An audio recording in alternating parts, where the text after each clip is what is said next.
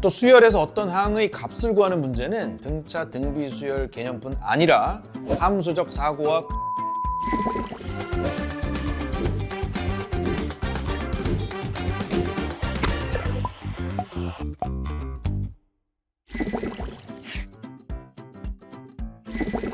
안녕하세요. 요즘 학생들의 거침없는 스터디 트레이닝 요거트의 이병훈입니다. 8월 무더위가 기승을 부리는 시기입니다. 더위 속에서 공부를 이어가는 것이 쉽지 않죠. 특히 수학 공부가 그렇습니다. 어려운 문제를 마주하면 머리가 멈춘 것처럼 느껴지기도 하고 조금만 풀다 보면 금세 지쳐버리기도 하죠. 그래서 준비했습니다. 요거트 8월의 고등학습 전략은 수학 공부법입니다. 수학 공부법 첫 번째는 기본 중의 기본, 개념을 이해하는 것입니다. 수학에서 개념을 제대로 이해했는지 확인하는 방법은 총 3단계로 설명할 수 있는데요. 1단계, 개념을 말로 설명할 수 있는가입니다. 먼저 개념을 친구나 가족에게 설명해 보세요. 설명하다가 막히는 부분이 있다면 그 부분을 다시 공부해야 합니다. 2단계, 유형 문제를 자연스럽게 풀 수 있는가, 유형 문제를 막힘없이 풀 수 있는지 체크하세요. 개념을 적용하는데 어려움이 없다면 기본기는 갖춘 겁니다. 3단계, 응용 문제에서도 활용할 수 있는가, 심화 문제를 풀면서 다양한 개념을 조합해 문제를 해결할 수 있다면 제대로 이해하는 것입니다. 급한 마음에 단계를 건너뛰면 안 됩니다. 차근차근 단계를 밟아가면서 수학 개념을 정복해야 합니다. 처음부터 심화 문제를 풀려 하면 금방 막힐 수밖에 없죠.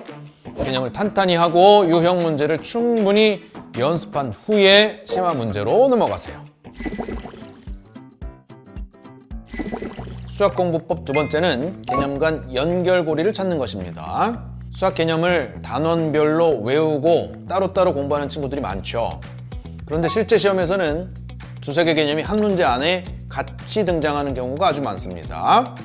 그래서 개념을 각각 외우는 것보다 서로 연결지어서 이해하는 것이 훨씬 더 중요합니다.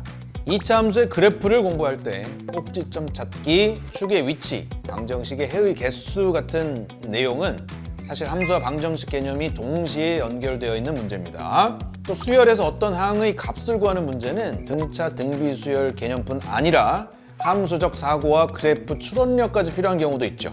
그래서 추천하는 방법은 문제를 풀 때 이 문제에 숨어있는 개념이 몇 개나 되지 하고 한번 체크해 보는 거예요. 문제를 단순히 풀기만 하지 말고 그 문제에 사용된 개념들을 묶어서 정리해 보세요. 수학은 단원이 아니라 언제나 연결입니다. 개념 간의 관계를 이해하면 문제에 대한 직관도 빠르게 생기고 복합 문제도 두렵지 않아져요.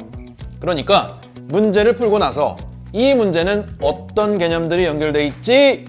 이 질문을 꼭 던져보는 습관 시작해보세요. 수학 공부법 세 번째는 시간 제한을 두고 문제를 푸는 것입니다. 대부분의 학생들은 수학 시험 때 시간이 없어서 문제를 못 푸는 경우가 많은데요. 그런 학생들에게는 시간 제한 연습이 필수입니다.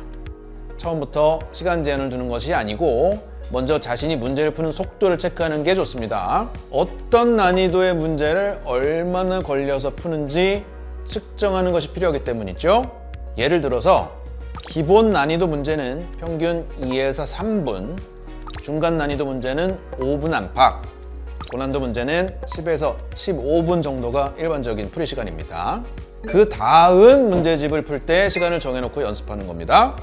어려운 문제를 만났을 때는 기본 유형 문제는 한 5분 정도 고민해보고 심화 문제는 15분 정도 고민해보는 것을 추천합니다. 그럼에도 불구하고 풀기 어렵다 싶으면 그때 답을 확인하세요. 이런 과정이 익숙해지다 보면 문제를 푸는 데에도 속도가 올라가기 마련입니다. 지금까지 수학 공부법에 대해서 살펴봤습니다. 마지막으로 핵심만 정리해보자면 첫 번째, 개념 이해하기. 두 번째, 개념 간 연결고리 찾기. 세 번째, 시간 제한을 두고 문제 풀기. 이 세 가지만 잘 기억하신 후 수학 공부에 더욱 힘써 보시길 바랍니다.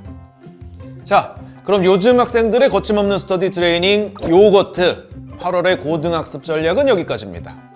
무더운 여름 지치지 않도록 꾸준하게 학습을 실천해 보시기를 바랍니다. 저는 다음 시간에 더 유익한 이야기로 찾아오겠습니다.